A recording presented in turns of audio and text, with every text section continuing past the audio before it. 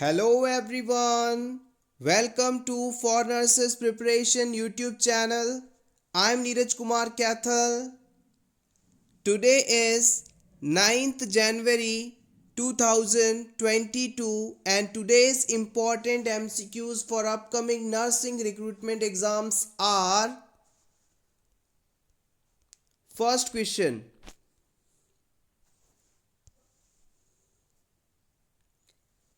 the umbilical cord contains, umbilical cord में क्या पाया जाता है? Option A 2 arteries 1 vein, option B 1 artery 1 vein, option C 2 arteries 2 veins, option D 1 artery 2 veins। याद रखिएगा, umbilical cord जो है फीटस के अम्बिलिकल से निकलकर प्लेसेंटा से अटैच्ड रहती है।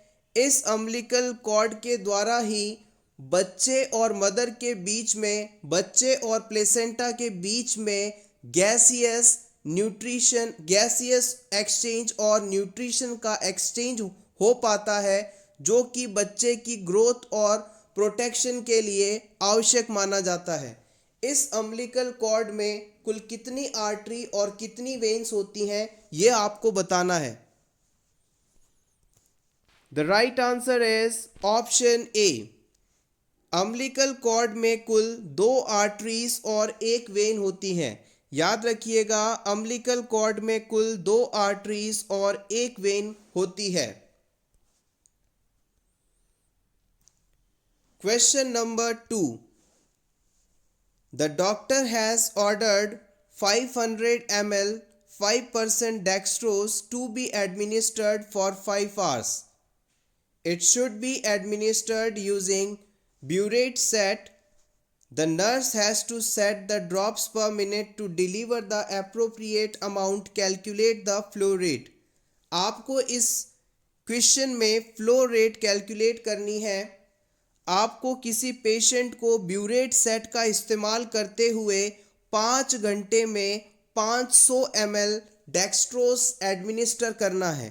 तो किस रेट से आप इस क्लाइंट को फ्लूइड देंगे कि ये 500 ml फ्लूइड 5 घंटे में पेशेंट को डिलीवर हो जाए?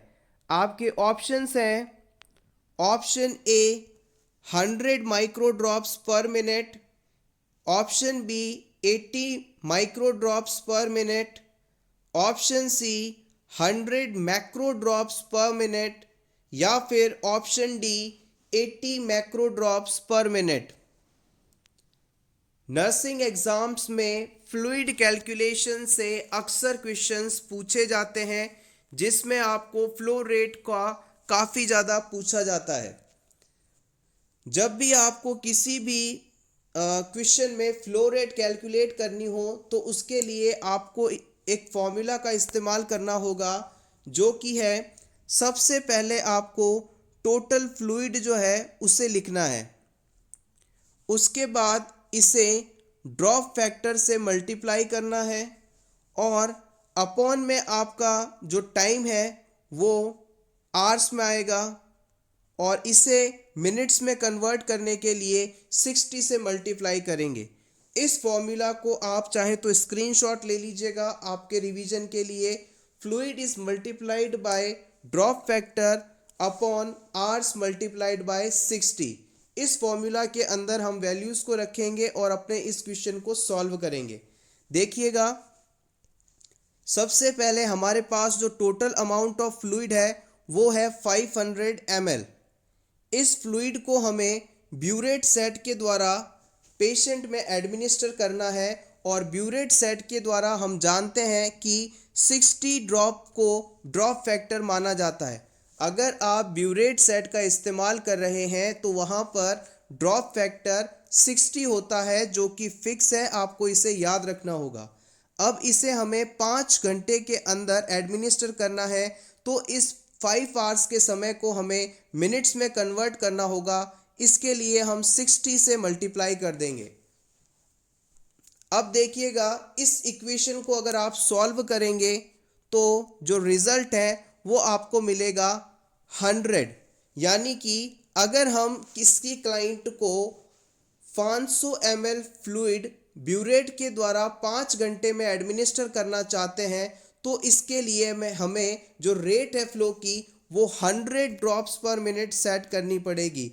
याद रखिएगा 100 माइक्रो ड्रॉप्स पर मिनट सेट करनी पड़ेगी। So option A is correct here. यहाँ पर एग्जामिनर ज़्यादातर तो क्वेश्चन के साथ ही ड्रॉप फैक्टर्स को दे देता है, लेकिन अगर कभी एग्जाम में ड्रॉप फैक्टर्स ना दिए हों जैसे कि इस क्वेश्चन में था, तो आपको इन 3 कॉमन वैल्यूज़ को हमेशा याद रखना है जिससे कि आपका क्वेश्चन गलत नहीं होगा। अगर मान लीजिए आप किसी क्लाइंट को ब्लड सेट के द्वारा ब्लड एडमिनिस्टर कर रहे हैं, फ्लूइड एडमिनिस्टर कर रहे हैं, तो वहाँ पर जो ड्रॉप फैक्टर है वो 10 ड्रॉप्स पर मिनट माना जाएगा। आप किसी रेगुलर सेट के द्वारा अगर फ्लूइड एडमिनिस्टर कर रहे हैं जो कि कॉमनली आप इस्तेमाल करते हैं, तो वहाँ पर 15 ड्रॉप्स पर मिनट माना जाता है ड्रॉप फैक्टर। और माइक्रो ड्रिप जिसे आप ब्यूरेट सेट भी कह सकते हैं, वहाँ पर 60 ड्रॉप्स पर मिनट को ड्रॉप फैक्टर के रूप में माना जाता है। आप चाहें तो इसका स्क्रीनशॉट ले सकते हैं आपके रिवीजन के लिए। Question number 3. A characteristic of infants and young children who have experienced maternal deprivation is, अगर किसी बच्चे में मैटरनल डिप्रीवेशन हो जाए यानी मदर की मृत्यु हो जाए या बच्चा किसी वजह से मदर से दूर हो जाए, तो इस सिचुएशन में इन्फेंट या यंग चिल्ड्रन पर कौन सा कैरेक्टरिस्टिक डेवलप हो सकता है।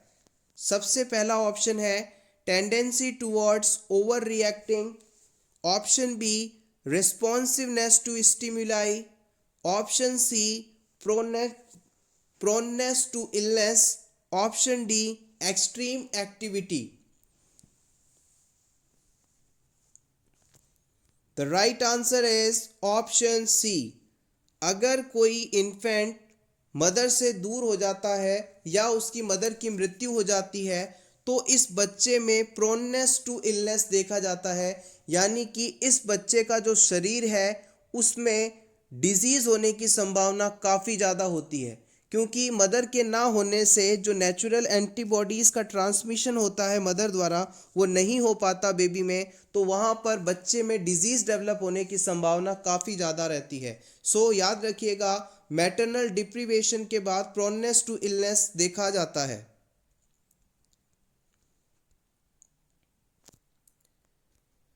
क्वेश्चन नंबर 4, पहले हम क्वेश्चन को देखते हैं उसके बाद ऑप्शंस को डिस्कस करेंगे। All of the following are true for women with breech presentation at term seeking vaginal delivery except. Question को हमेशा पूरा पढ़ें और आखिरी वर्ड यदि एक्सेप्ट है तो क्वेश्चन पर ज़्यादा गौर करें। आपको बताना है कि एक ऐसी वुमेन जिसमें ब्रीच प्रेजेंटेशन है, ब्रीच प्रेजेंटेशन का मतलब होता है बच्चे का जो बटक्स है वो वेजाइना की साइड है, यानी बटक्स फर्स्ट प्रेजेंटेशन है, हेड जो है ऊपर की तरफ है। सो इस सिचुएशन में ये वुमेन वेजाइनल डिलीवरी चाहती है, तो इसके लिए कौन सा जो स्टेटमेंट है वो सही नहीं है ये आपको बताना है। ऑप्शन ए कहता है diagnosing breech presentation for the first time in labour is contraindicated to vaginal breech delivery. जैसे ही लेबर के दौरान ये आइडेंटिफाई हो जाए कि जो बच्चा है वो ब्रीच प्रेजेंटेशन में है, तो इस सिचुएशन में आपको वेजाइनल डिलीवरी नहीं करवानी चाहिए। ये पहला ऑप्शन है आपका। सेकंड ऑप्शन कहता है continuous electronic fetal monitoring, fetal heart rate monitoring should be offered to women with breech presentation in labour. Labour के दौरान यदि ब्रीच प्रेजेंटेशन है तो बच्चे को electronic fetal heart monitoring provide करवानी चाहिए। ऑप्शन सी कहता है vaginal breech delivery should be conducted in presence of person skilled in the of labour with breech presentation. Breech presentation के केस में जो बच्चे की डिलीवरी है वो किसी ट्रेंड स्टाफ स्किल्ड पर्सन के द्वारा करवानी चाहिए अगर वो वेजाइनल डिलीवरी चाह रहा है तो। ऑप्शन डी कहता है vaginal breech delivery should be taken place in hospital where facilities for emergency caesarean section available. अगर ब्रीच प्रेजेंटेशन है और आप वेजाइनल डिलीवरी चाह रहे हैं तो ये हमेशा ऐसी जगह पर होना चाहिए जहां पर इमरजेंसी सिजेरियन सेक्शन की फैसिलिटीज अवेलेबल हो। आपको बताना है इन चारों में से कौन सा ऑप्शन सही नहीं है फॉर द ब्रीच प्रेजेंटेशन। आप चाहें तो अपना आंसर कमेंट बॉक्स में छोड़ सकते हैं और फाइनली अपने कितने क्वेश्चंस को सही किया है अपने मार्क्स को एनालाइज कर सकते हैं। It's like a test for you. So the right answer is option C. यहाँ पर ऑप्शन सी जो है वो बिल्कुल गलत स्टेटमेंट माना जाएगा। ऑप्शन सी कहता है vaginal breech delivery should be conducted in presence of a person skilled in conduct of labour with breech presentation. Vaginal delivery कभी भी कितना भी स्किल्ड पर्सन हो उसकी प्रेजेंस में आप नहीं करवा सकते। इसके लिए ज़्यादातर तो ब्रीच प्रेजेंटेशन के केस में बटक्स फर्स्ट प्रेजेंटेशन के केस में वेजाइनल डिलीवरी को हम कॉन्ट्रा इंडिकेटेड मान लेते हैं, लेकिन अगर फिर भी आप करवाना चाहते हैं तो आपको उस जगह पर वेजाइनल डिलीवरी के लिए प्रयास करने की अनुमति होती है जहां पर इमरजेंसी सिजेरियन सेक्शन करवाने की फैसिलिटी अवेलेबल हो। इसके अलावा लेबर के दौरान जब ब्रीच प्रेजेंटेशन आइडेंटिफाई हो जाता है तो बच्चे को fetal heart rate monitor provide करवाया जाता है ताकि उसकी कंडीशन को हम कंटिन्यूअसली मॉनिटर कर सकें। So option C is incorrect here. Next question, while assessing a patient's cranial nerve, the nurse asked the patient to raise eyebrows, smile, and show the teeth to assess which cranial nerve. As a nurse, आप किसी patient को eyebrows को ऊपर करने के लिए, smile करने के लिए और अपने टीथ शो करने के लिए कहते हैं। ऐसा करके आप कौन सी क्रेनियल नर्व की फंक्शनिंग को असेस कर रहे हैं? ऑप्शन ए क्रेनियल नर्व नंबर 6, 7, 8 या 5। इन सभी इंटरवेंशन के द्वारा कौन सी नर्व का एग्जामिनेशन किया जा रहा है?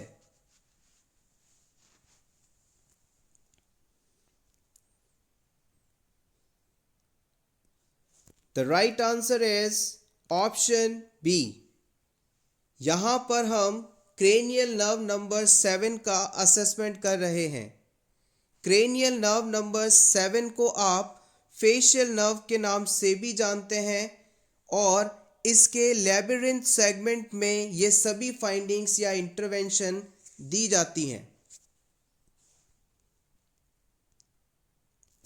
Question number 6, which age related change should the nurse consider when formulating a plan of care for an older adult? किसी ओल्ड पर्सन के लिए केयर प्लान बनाते समय एज अ नर्स आप किस एज रिलेटेड चेंज को ध्यान में रखेंगे? ओल्ड एज में कौन सी फाइंडिंग देखी जाती है जिसे ध्यान में रखकर आप केयर प्लान बनाएंगे? Select all that may apply. Option 1 difficulty in स्वेलविंग, old person को खाना निगलने में, स्वेलो करने में दिक्कत आती है। Option 2 increase sensitivity to heat, बूढ़े लोग हीट के लिए काफ़ी ज़्यादा सेंसिटिव होते हैं, यानी उन्हें थोड़ी भी गर्मी बर्दाश्त नहीं होती।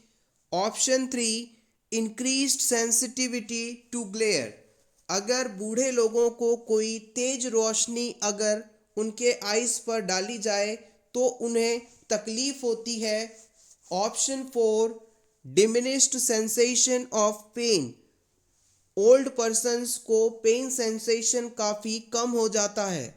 Option 5, heightened response to stimuli, वो छोटी से छोटे स्टिमुलाई को हल्के से हल्के स्टिमुलाई के लिए बहुत ही ज़्यादा रेस्पॉन्सिव होते हैं।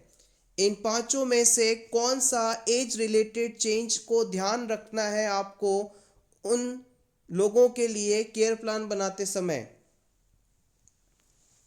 Basic but important.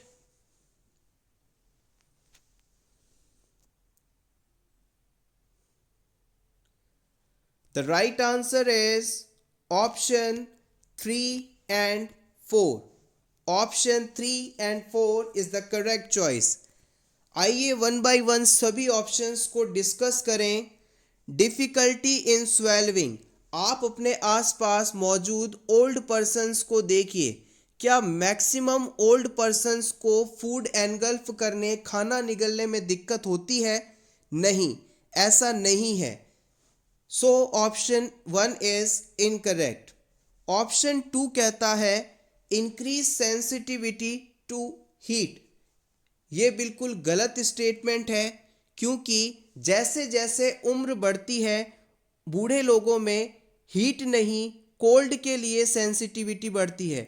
आपने देखा होगा कि जो बुजुर्ग लोग हैं उन्हें ठंड बर्दाश्त करने में प्रॉब्लम होती है, गर्मी तो वो फिर भी बर्दाश्त कर पाते हैं। So option 2 is correct. Option 3 कहता है इंक्रीज सेंसिटिविटी टू ग्लेयर। ये ऑप्शन बिल्कुल सही है। जैसे जैसे एज बढ़ती है हमारी जो आइज़ की प्यूपिलरी मसल्स हैं वो ओल्ड होती जाती हैं, प्रॉपर फंक्शनिंग नहीं कर पाती, और हमारी जो प्यूपिल का साइज़ है वो भी काफ़ी स्मॉल हो जाता है, और जो प्यूपिल को रेगुलेट करने वाली जो मसल्स हैं उनमें भी स्टिफनेस आ जाती है, जिसकी वजह से जो ग्लेयर के लिए सेंसिटिविटी है काफ़ी बढ़ जाती है। आपने देखा होगा कि जो बूढ़े लोग हैं तेज रोशनी को बर्दाश्त नहीं कर पाते, उनकी आंखें खुलती ही नहीं है, उन्हें बहुत तकलीफ होती है। So increase sensitivity to glare is the finding that you will see in old age patients. Next point आता है डिमिनिश्ड सेंसेशन ऑफ पेन। बिल्कुल सही बात है, जैसे जैसे उम्र बढ़ती है तो बूढ़े लोगों में पेन को असेस करने वाली क्षमता कम हो जाती है, यानी उन्हें जल्दी से पेन फील नहीं होता। सो ये चीज़ बिल्कुल सही है। इसके अलावा ऑप्शन 5 है हाइटेंड रिस्पॉन्स टू स्टिमुलाई। ऐसा नहीं है, बूढ़े लोगों में ओल्ड पर्सन्स के अंदर जो थोड़ा बहुत स्टिमुलाई अगर उन्हें दिया जाए तो उन्हें फील नहीं होता, वो उन्हें सेंसिटिव नहीं होते इस स्टिमुलाई के लिए। सो ऐसा कहना भी गलत है। हम यहाँ पर कह सकते हैं कि lowered response to stimuli old age में देखा जाता है।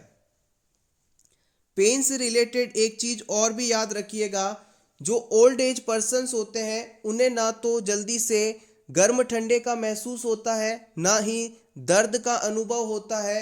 सो अगर उन्हें थोड़ा बहुत भी कहीं पर पेन या महसूस होता है तो तुरंत हमें डॉक्टर की हेल्प लेनी चाहिए, क्योंकि हो सकता है कोई सीवियर कंडीशन वहाँ पर डेवलप होने वाली हो। So option 3 and 4 are correct. Next question, a woman using diaphragm for contraception should be instructed to leave it in place for at least how long after intercourse? एक women जो कि contraception का diaphragm method इस्तेमाल कर रही है, इस women को इंटरकोर्स करने के बाद इस डायफ्राम को कम से कम कितने समय तक इंसर्ट करके रखना चाहिए? Option A 6 hours, option B 12 hours, option C 1 hour, option D 28 hours. Diaphragm जो है एक कैप लाइक स्ट्रक्चर होती है जिसे हम वेजाइना से इंसर्ट करके सर्विक्स के ऊपर इस प्रकार से फिक्स कर देते हैं, और इंटरकोर्स करने के बाद जो स्पर्म आते हैं वो इसकी प्रेजेंस की वजह से सर्विक्स में अंदर जा नहीं पाते और कॉन्ट्रासेप्शन इफेक्ट क्रिएट होता है. सो the right answer is option ए. याद रखिएगा, for proper effect of diaphragm contraception, we must leave it in place for 6 hours minimum after intercourse.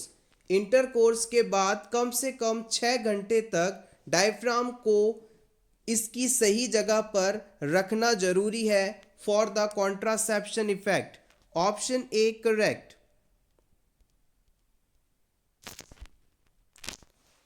Question number 9. During a dressing change, inspection of wound reveals that what appears to be reddish pink tissue in the wound. The nurse interpret this as एक patient जिसकी घाव की पट्टी बदलते समय, dressing change करते समय उस घाव में आपको रेडिश पिंक टिश्यू दिखाई देते हैं, तो इसका क्या मीनिंग है, इसे आप क्या कहेंगे? Option A exudate, option B granulation tissue, option C scar, option D a sign of infection. घाव में रेडिश पिंक टिश्यू अगर मौजूद है तो ये क्या कहलाता है? The right answer is option B. It is called granulation tissue. It is called granulation tissue. आइए वन बाय वन इन सभी टर्म्स को जाने. एक्सुडेट का मतलब है it is a fluid that leaks out of blood vessels into the nearby tissue. Blood vessels से निकलने वाला फ्लूइड जो कि आसपास के टिश्यूज में फैला होता है एक्सुडेट कहलाता है. नेक्स्ट टर्म आता है granulation tissue. A new connective tissue and microscopic blood vessel that form on surface of wound during the healing process. अगर किसी घाव पर आप हरे लाल रंग के टिश्यूज को, ब्लड वेसल्स को देखते हैं तो ये हमें बताता है कि इस जगह पर हीलिंग प्रोसेस जो है काफ़ी अच्छे तरीके से हो पा रहा है. So these are the granulation tissue. Reddish pink tissue is a granulation tissue. Next term आती है scar. It is a slug or piece of dead tissue that is cast off from the surface of skin, particularly after a burn injury, but also seen in gangrene, ulcer, fungal infection. जब भी body के किसी हिस्से पर burn injury होती है, gangrene होता है, अल्सर या फंगल इन्फेक्शन होता है, तो इस इन्फेक्शन में जो हमारी बॉडी स्किन का डेड पार्ट है वो एस्कार कहलाता है.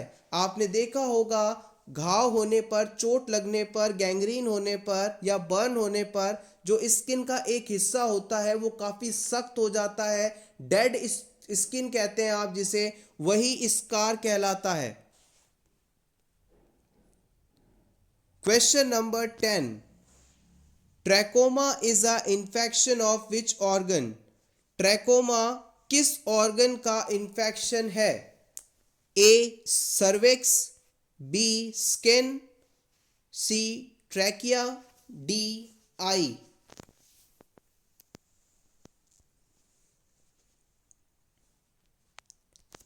The right answer is option D. Trachoma जो है आई डिजीज है. Option D is correct here. Question number 11. A patient comes to clinic with reports of acute pain and loss of vision into the right eye. The adult gerontology primary care nurse practitioner inform patient that these symptoms require. आप as a nurse किसी adult जीरोंटोलॉजी department में काम कर रहे हैं और आपके पास अचानक एक ओल्ड पेशेंट आता है जो कि आपसे कहता है कि उसे अचानक राइट आई में सीवियर पेन हुआ और अब वो देख नहीं पा रहा है इस आँख से। Acute pain and loss of vision in right I. इस फाइंडिंग के मिलने पर, इस फाइंडिंग के बारे में आपसे बताने पर एज अ नर्स आप इस क्लाइंट को क्या सजेशन देंगे? Option A, immediate refer to ophthalmologist. आप इसे इमीडिएटली ऑप्थेल्मोलॉजिस्ट को रेफर करेंगे। Option B, assess with slit lamp. आप स्प्लिट लैम्प के द्वारा असेसमेंट करेंगे। Option C, examination with otoscope. आप ऑटोस्कोप की मदद से एग्जामिनेशन करेंगे। या फिर treatment with several ophthalmologic agent. आप ऑप्थेल्मोलॉजिक एजेंट्स के द्वारा इसका इलाज करेंगे। The right answer is option A. हम इस पेशेंट को तुरंत ऑप्थेल्मोलॉजिस्ट के पास रेफर करेंगे। ऑप्थेल्मोलॉजिस्ट का मतलब है आँखों का डॉक्टर। इसके पास तुरंत हमें इसे रेफर करना सबसे प्रायोरिटी रहेगी।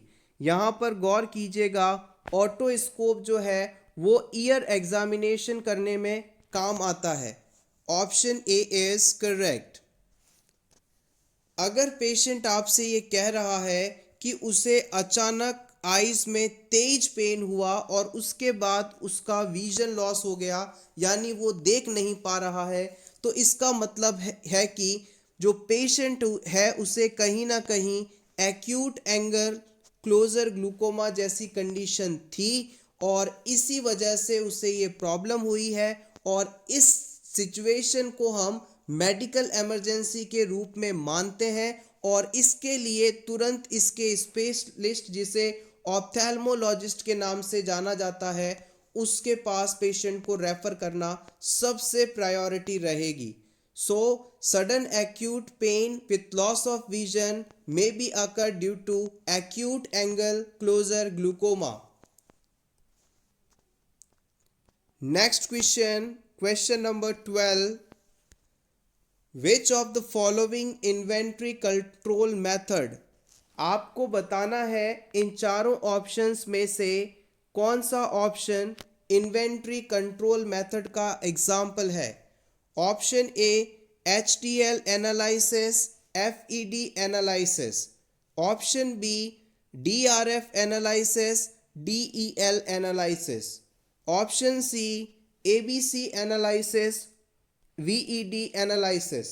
Option D, FED analysis, LDL analysis.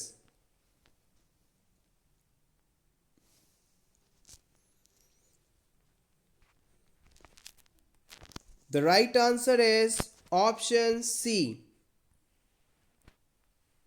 ABC and VED analysis inventory control method है। इनके फुल फॉर्म्स को भी आप याद रखिएगा, प्रीवियस एग्जाम में पूछे भी गए हैं। ABC का फुल फॉर्म है always better control, always better control. और VED का मतलब है वाइटल, इसेंशियल एंड डिजायरेबल। याद रखिएगा, इन्वेंट्री कंट्रोल के तो बहुत सारे मेथड्स हैं, लेकिन ये दोनों मेथड काफ़ी ज़्यादा इस्तेमाल किए जाते हैं, ABC method and VED method. ABC means always better control and VED means vital, essential and desirable. आप चाहें तो इसका स्क्रीनशॉट ले सकते हैं आपके रिवीजन के लिए।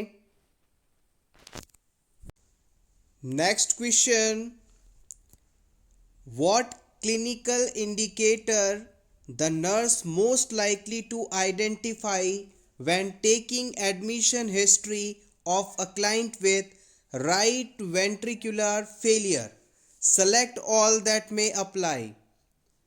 हॉस्पिटल में एक क्लाइंट आपके पास आता है जिसे राइट वेंट्रिकुलर फेलियर है। राइट वेंट्रिकुलर फेलियर कह दीजिए या राइट साइडेड हार्ट फेलियर कह दीजिए।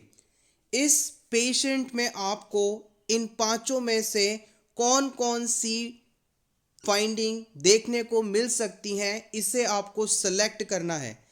Option A oedema, option 2 vertigo, option 3 polyuria, option 4 dyspnoea, option 5 palpitation. Right ventricular failure होने पर कौन सी फाइंडिंग्स आपको पेशेंट में देखने को मिलेंगी?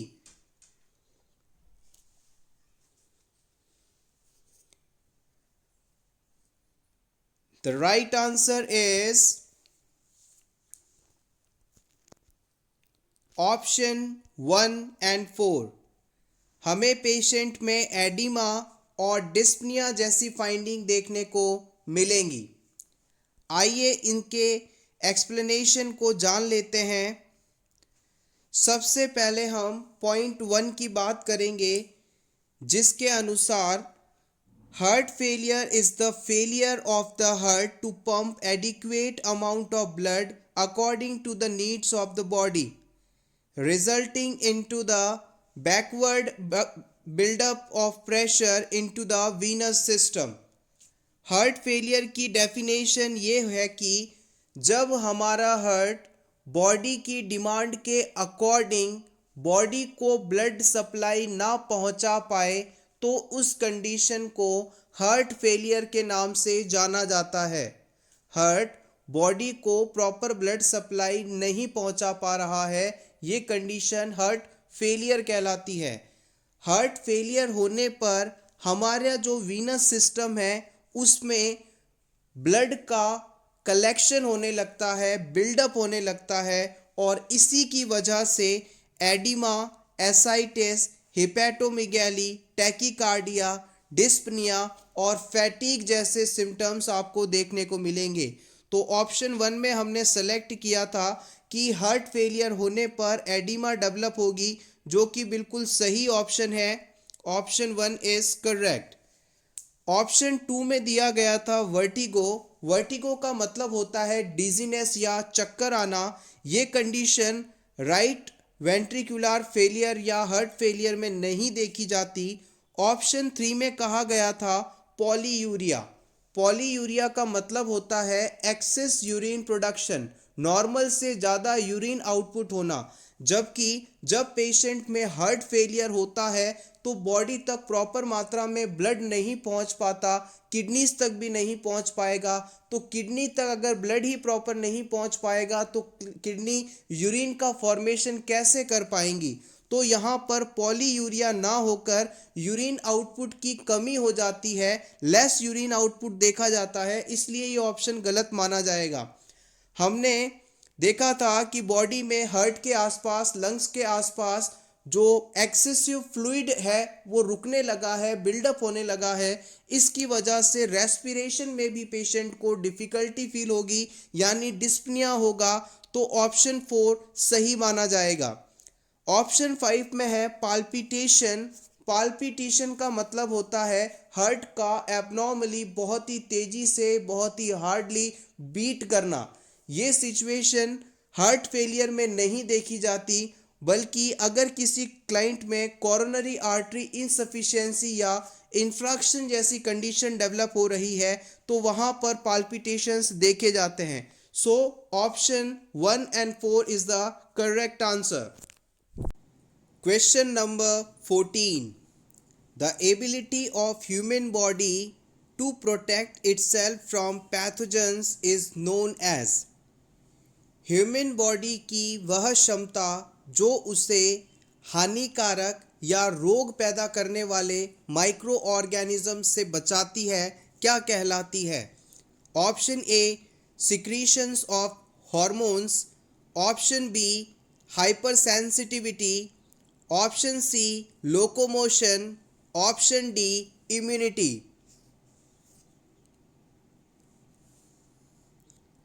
The right answer is option D immunity. याद रखिएगा, हमारी बॉडी पैथोजन से खुद को बचाती है by the help of immunity. Question number 15. Therapeutic role of morphine into pharmacological management of MI। Myocardial infraction में मॉर्फिन क्यों दिया जाता है, इसे आपको बताना है। Option A for the pain relief, option B increase oxygen supply to myocardium, option C increase coronary artery vasodilation, option D, option B and C both.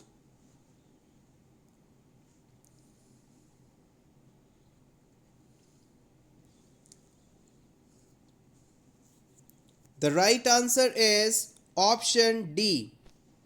यहाँ पर मायोकार्डियल इंफ्राक्शन होने पर मॉर्फिन देने का सबसे बड़ा कारण है कि हार्ट की जो मायोकार्डियम लेयर है वहाँ पर ऑक्सीजन सप्लाई को बढ़ाना, और ऑक्सीजन सप्लाई को बढ़ाने के लिए जो कॉर्नरी आर्टरीज हैं उन्हें डायलेट कराना आवश्यक है।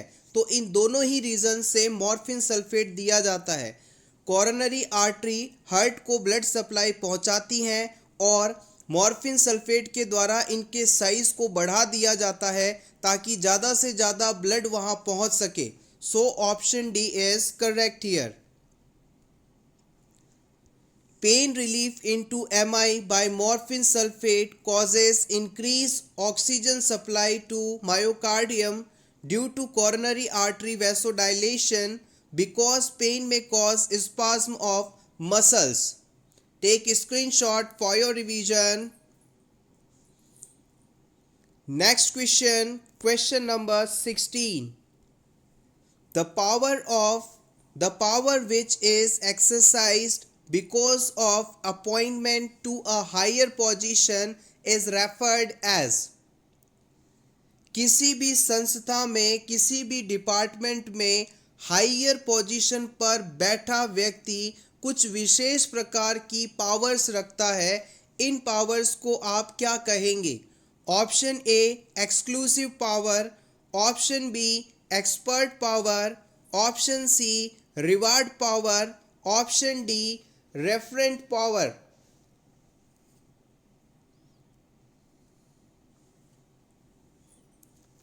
The right answer is option A. It is called exclusive power। याद रखिएगा, एक्सक्लूसिव पावर का मतलब होता है किसी एक व्यक्ति के पास पाई जाने वाली विशेष पावर जिससे वो बड़े डिसीजंस ले सकता है। और ये विशेष पावर जो कंपनी में सबसे सुप्रीम होता है, किसी संस्था में जो सबसे हायर पोस्ट पे होता है, सिर्फ उसी पर्सन के पास होती है। So option A is correct here. Next question, a client with cancer develops xerostomia. The nurse can help alleviate the discomfort associated with xerostomia by। एक कैंसर पेशेंट की केयर के दौरान आप उस पेशेंट को ज़ीरोस्टोमिया के कारण हो रहे डिस्कम्फर्ट को दूर करने के लिए क्या कर सकते हैं? Option A offering hard candy, option B administering analgesic medicines, option C splitting swollen joints, option D providing saliva substitute।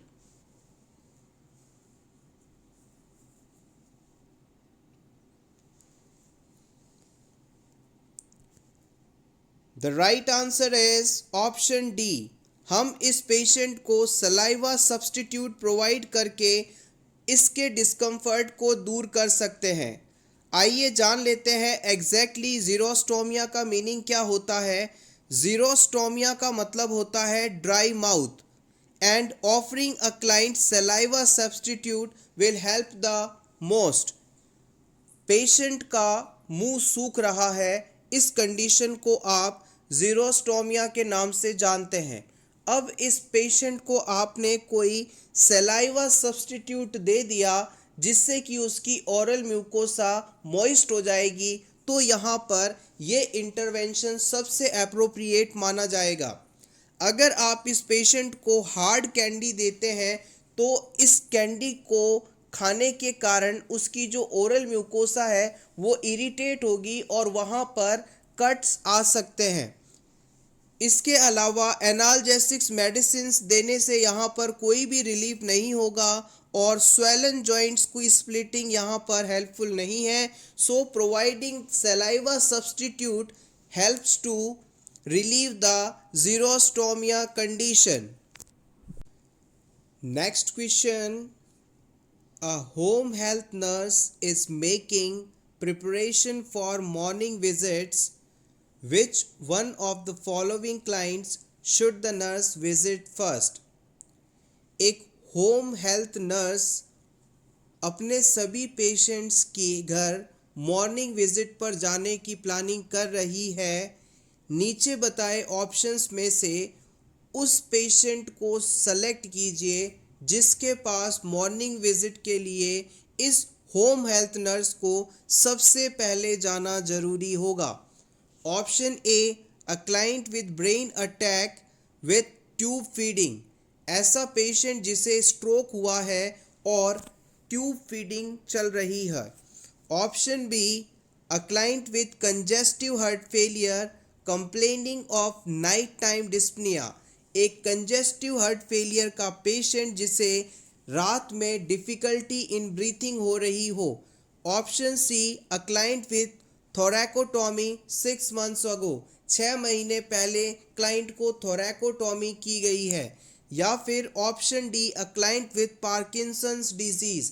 Parkinson disease के पेशेंट के घर. इन चारों में से किस पेशेंट को सबसे पहले अटेंड करना ज़्यादा ज़रूरी होगा?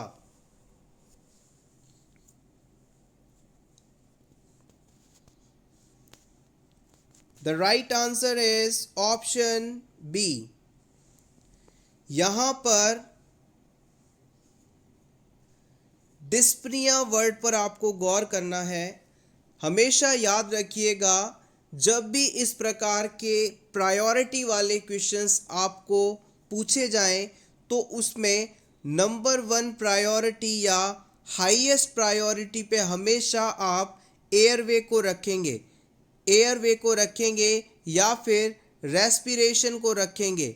अगर रेस्पिरेशन से संबंधित कोई भी ऑप्शन आपको मिले तो हमेशा उसे प्रायोरिटी देंगे. यहाँ पर कंजेस्टिव हार्ट फेलियर का पेशेंट है और रात में इसे डिस्पनिया हो रहा था, यानी इसे सांस लेने में दिक्कत हो रही थी. तो ये पेशेंट सबसे ज़्यादा प्रायोरिटी पे रहेगा. इसे चेक करना सबसे ज़्यादा ज़रूरी रहेगा. सो इस होम हेल्थ नर्स को सबसे पहले इसी क्लाइंट को अटेंड करना सही होगा. Option B is correct here. Question number 21. A client is admitted with the diagnosis of possible myocardial infarction and a series of diagnostic tests is ordered. Which blood level should the nurse expect will increase first if this client has had a myocardial infarction? एक patient जो कि hospital में suspected myocardial infarction या heart attack के complain के साथ आता है, इस पेशेंट में आप कौन सा ब्लड टेस्ट करवाएंगे जो कि इस डायग्नोसिस को कंफर्म करता हो? आपको इन चारों बताए ऑप्शंस में से उस मार्कर को सेलेक्ट करना है जो कि मायोकार्डियल इंफ्रैक्शन या हार्ट अटैक होने पर सबसे पहले ब्लड में बढ़ता है. Option A ALT, option B AST, total LDH या फिर ट्रोपोनिन T. इन चारों में से कौन सा मार्कर ब्लड में सबसे पहले MI होने पर बढ़ा हुआ मिलेगा, ये आपको बताना है.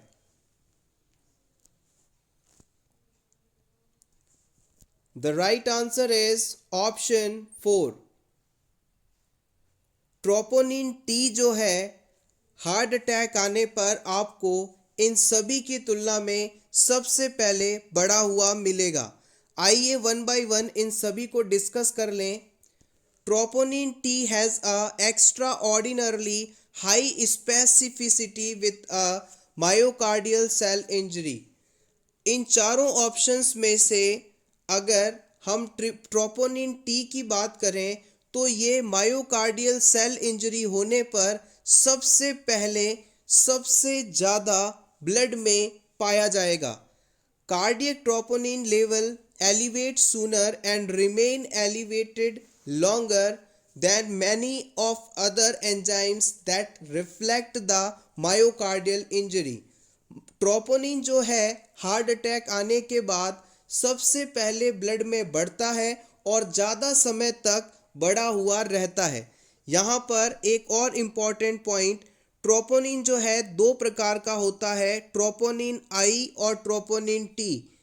इन दोनों ही मार्कर्स में से आपसे पूछा जाए कि बेस्ट कौन सा है हार्ट अटैक को आइडेंटिफाई करने के लिए, तो आप कहेंगे ट्रोपोनिन आई जो है मोस्ट स्पेसिफिक मार्कर माना जाता है जो कि हार्ट अटैक को डिनोट करता है। इसके अलावा यहाँ पर बताए गए ALT और AST जो मार्कर्स हैं, ये दोनों ही मुख्य रूप से लीवर में सबसे ज़्यादा पाए जाते हैं और इनका बढ़ा हुआ लेवल लीवर में आ रही किसी प्रॉब्लम को बताता है।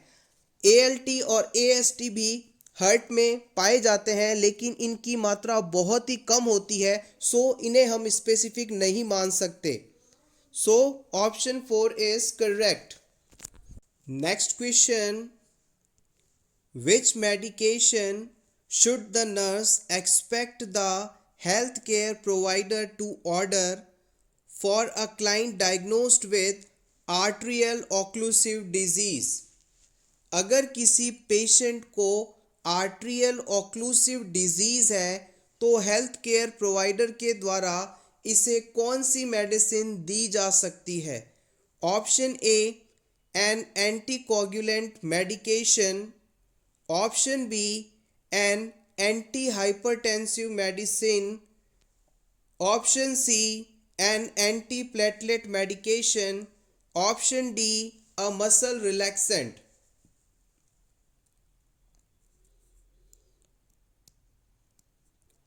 आर्टीरियल ऑक्लूसिव डिजीज होने पर the right answer is option C, anti platelet medications यहाँ पर दी जा सकती हैं। एंटी प्लेटलेट मेडिकेशंस का काम है प्लेटलेट एग्रीगेशन को रोककर वहाँ पर क्लॉट फॉर्मेशन को रोका जाए। Option C is correct here. Next question, total blood volume a newborn at birth is. जन्म के समय न्यूबॉर्न बेबी में कितना ब्लड वॉल्यूम होता है? 80 ml पर केजी, 100 ml पर केजी, 125 ml पर केजी या 150 ml पर केजी? प्रीवियस एग्जाम में इस क्वेश्चन को पूछा गया है, इंपॉर्टेंट है। The right answer is option A, 80 ml पर केजी। न्यूबॉर्न बेबी के अंदर 80 ml पर केजी के आसपास ब्लड वॉल्यूम होता है। Next question, which enzyme released by sperm which allows penetration of ovum is called. जब फर्टिलाइजेशन होता है तो स्पर्म के द्वारा कौन सा एंजाइम का सिक्रीशन करके ओवम को पेनिट्रेट करवाया जाता है जिससे कि जेनेटिक कंटेंट का फ्यूजन हो सके, फर्टिलाइजेशन हो सके? Option A, amylase. Option B, hyaluronidase. Option C, lipase. Option D, trypsin. किस एंजाइम के द्वारा ओवम पेनिट्रेट किया जाता है? The right answer is option B, hyaluronidase के द्वारा स्पर्म ओवम को पेनिट्रेट करके एंट्री लेता है। Option B is correct. Question number 25, which following method can be used to identify training needs except? इन चारों में से आपको उस मेथड को आइडेंटिफाई करना है जो कि ट्रेनिंग नीड्स को आइडेंटिफाई करने के लिए हेल्पफुल नहीं है। Option A professional standards, job analysis, job description, employee surveys.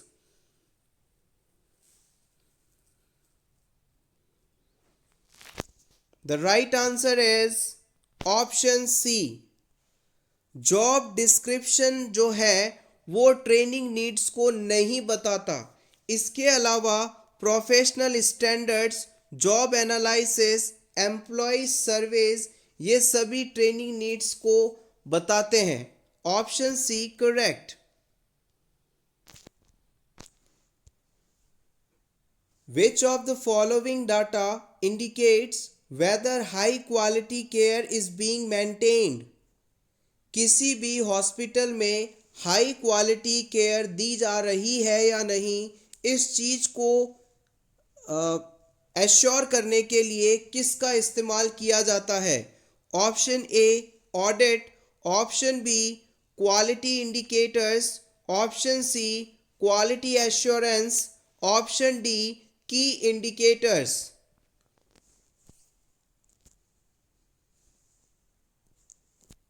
The right answer is option B, quality indicators। Quality indicators का इस्तेमाल करके हम ये सुनिश्चित कर सकते हैं कि हाई क्वालिटी केयर दी जा रही है या नहीं। Next, which type of patient assignment need specific personnel? किस प्रकार की पेशेंट असाइनमेंट नीड पर्सोनल पर निर्भर करती है? Option A patient method, option B functional method, option C team method, option D none of the above.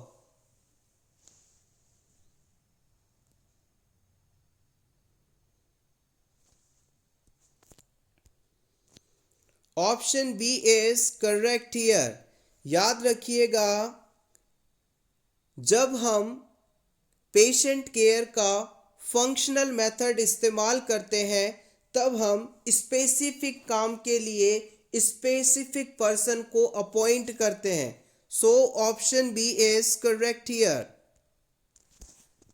Next, which committee was set up to see the general condition of nurses? Nurses की general condition को assess करने के लिए कौन सी committee बनाई गई थी?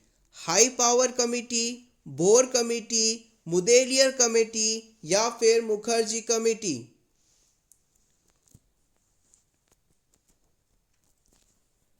The right answer is high power committee. High power committee nurses की जनरल कंडीशन को आइडेंटिफाई करने के लिए बनाई गई थी। Option A is correct. Question number 29, what is the approx total population of India as previous data 2011 census? 2011 में हुई जनगणना के अनुसार भारत की लगभग आबादी कितनी थी? Option A 121 crore, option B 150 crore, option C 160 crore, option D 180 crore.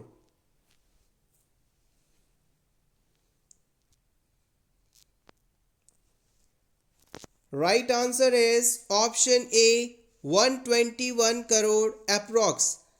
2011 में हुई जनगणना के अनुसार भारत की जनसंख्या लगभग 121 करोड़ थी और इस समय यानी 2022 की शुरुआत में लगभग भारत की जनसंख्या 135 करोड़ के आसपास है। याद रखिएगा, भारत में पहली जनगणना 1881 में शुरू हुई थी और जनगणना जो है हर 10 साल में एक बार करवाई जाती है। Question number 30, which of the following is the process by which the manager assigns specific duties? किस प्रोसेस के द्वारा किसी कंपनी या डिपार्टमेंट का हेड या मैनेजर दूसरे सभी लोगों को स्पेसिफिक ड्यूटीज़ देता है? ऑप्शन ए coordination, communication, delegation, supervision. Manager के द्वारा हर आदमी को एक स्पेसिफिक काम देना क्या कहलाता है? सिंपली आपको ये बताना है। The right answer is option C, it is called delegation. Delegation process के द्वारा एक मैनेजर अदर स्टाफ या अदर पर्सनल्स को स्पेसिफिक टास्क असाइन करता है। Next question, biomedical waste management and handling rule under the environment protection act 1986 was launched in? Environment protection act 1986 के अंतर्गत आने वाला biomedical waste management and handling rule किस वर्ष लॉन्च किया गया था? 1990 में, 1986 में, 1995 में, 1998 में?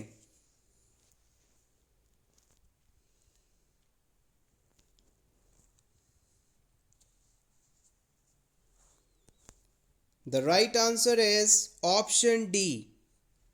Biomedical waste management and handling rule 1998 में लॉन्च किया गया था। एग्जाम पॉइंट ऑफ व्यू से ये रूल काफ़ी इंपॉर्टेंट है। Question number 32, which relationship does the nurse consider reflective of the relationship of naloxone to morphine sulphate? नीचे बताए ऑप्शंस में से उस ऑप्शन को सेलेक्ट करें जो कि उसी प्रकार एक दूसरे से रिलेटेड हैं जैसे कि नैलोक्सोन और morphine sulphate. Option A aspirin to warfarin, option 2 amoxicillin to systemic infection, option 3 protamine sulphate to parental heparin, option 4 enoxaparin to delta प्रिन।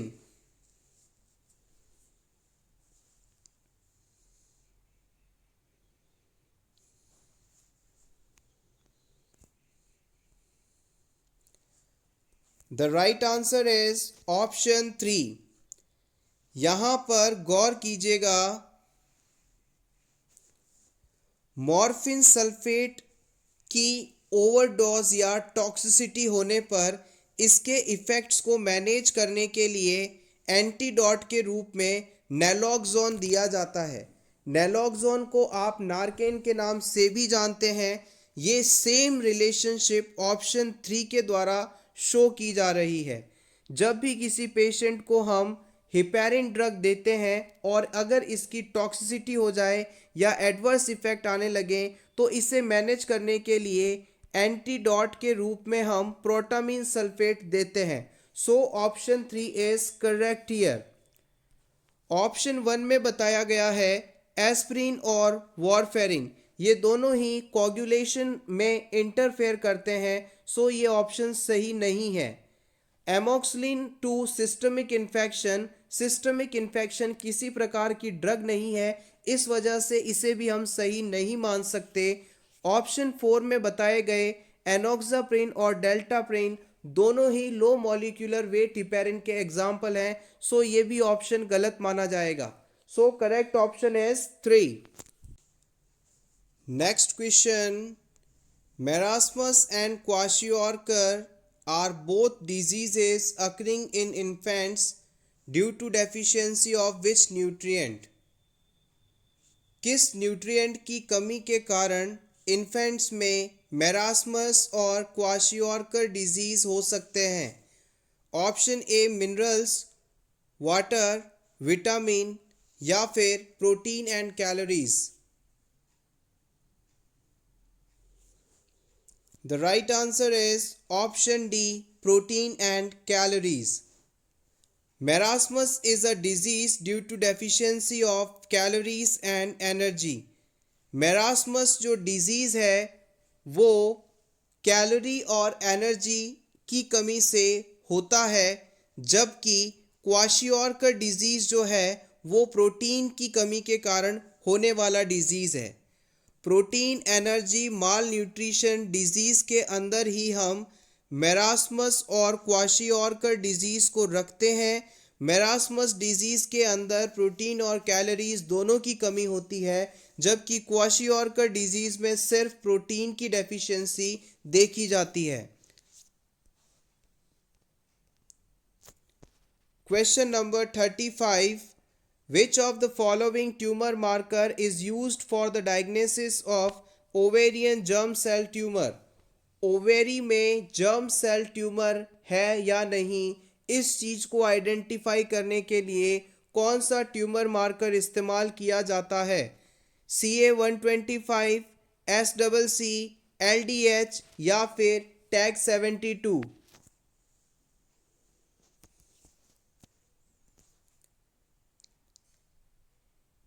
The right answer is option A, CA-125.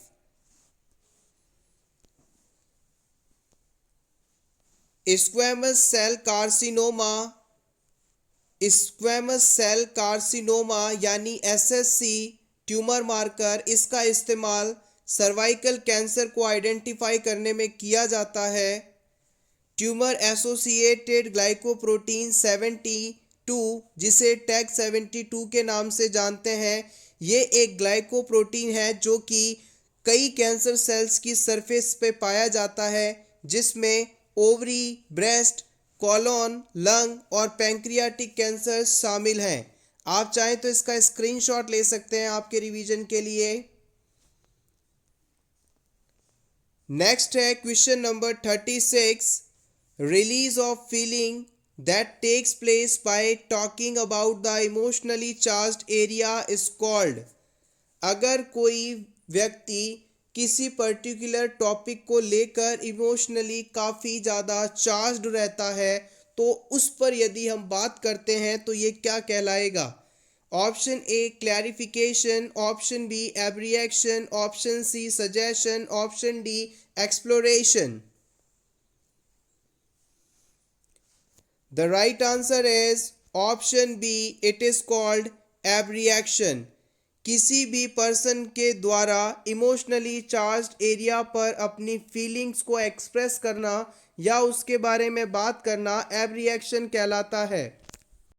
Next question, communication technique used for the client who is confused and talking about many things at a time. उस patient के साथ आप किस communication technique का इस्तेमाल करते हुए बात करना चाहेंगे जो एक ही समय पर कई सारी चीज़ों के बारे में बात कर रहा हो? Option A use open ended questions, option B focusing, option C use of silence, next use of touch. The right answer is option B, हम इस पेशेंट को फोकस कम्युनिकेशन टेक्निक का इस्तेमाल करते हुए बात करना चाहेंगे। Focusing is therapeutic communication technique used into a client who is moving rapidly from one thought to another. जब कोई पेशेंट किसी एक विचार से दूसरे विचार पर बहुत ही तेजी से मूव करता है तो उसे हम फोकस्ड कम्युनिकेशन टेक्निक का इस्तेमाल करते हुए बात करना चाहेंगे, कम्युनिकेट करना चाहेंगे। Question number 38, the recording of conversation between the nurse and patient in psychiatric setup is termed as. किसी नर्स और पेशेंट के बीच में साइकाइट्रिक सेटअप में क्या बातचीत हुई, इसकी रिकॉर्डिंग करना क्या कहलाता है? Option A therapeutic communication, option B interview technique, option C process recording, option D case study.